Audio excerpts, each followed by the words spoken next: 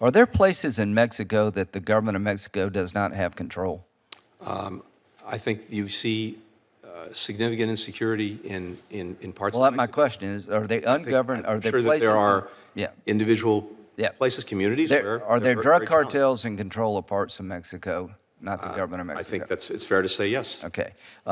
Do you agree with the following statement, that fentanyl coming from Mexico is killing Americans by the tens of thousands? It is, and it's also killing Mexicans. Yeah. Well, tens do of you thousands. agree it's now time to change our policy because it's not working, or do you think it is working? I think that, Senator, first of all, you're exactly right about the insecurity in Mexico. As I said, the Mexican people themselves are the #1 victims of that insecurity.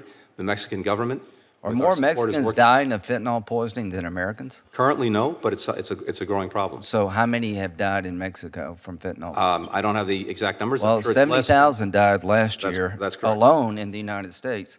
Do you believe our policies toward drug cartels and fentanyl coming from Mexico, that those policies are working?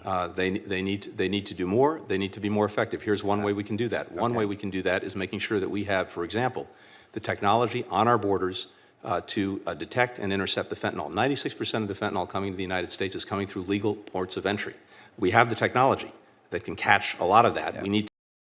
That's exactly. How about this idea? Rather than just interdicting at the border, we go to the source and declare Mexican drug cartels foreign terrorist organizations under U.S. law. Would you consider that? Yes, we certainly consider that. And that would help us with China, because if you provide material support to a foreign terrorist organization, you could be prosecuted in U.S. courts. They're also transnational criminal organizations, and that brings with it. That's what a they number are of sanctions. today. I want it's not clear to me that again, that we would get additional tools or authorities. It's worth pointing out. We would with China, Mr. Secretary. TCOs cannot, material support doesn't bring you in U.S. courts. FTO, material support for an FTO would capture you in U.S. courts if you're a China company. So please consider that. I would say our policy is not working. I want to introduce a map. This is travel advisory map. The State Department tells you where to go and not to go in Mexico. The red is getting redder. And, Ms. Secretary, enough with Mexico. Obrador is going to call Xi. Great. I'm not looking for a phone call from Mexico. I'm looking for action on their part. I'm willing to do a planned Colombia-type effort with Mexico, but I'm going to put the Mexican government on notice and your department. When it comes to the poisoning of America, we're going to take different action because what we're doing is not working. And this is not a confrontational statement. It's a statement of fact. They're killing more Americans from being poisoned by fentanyl from Mexico than we lost in the entire Vietnam War over a decade in a single year.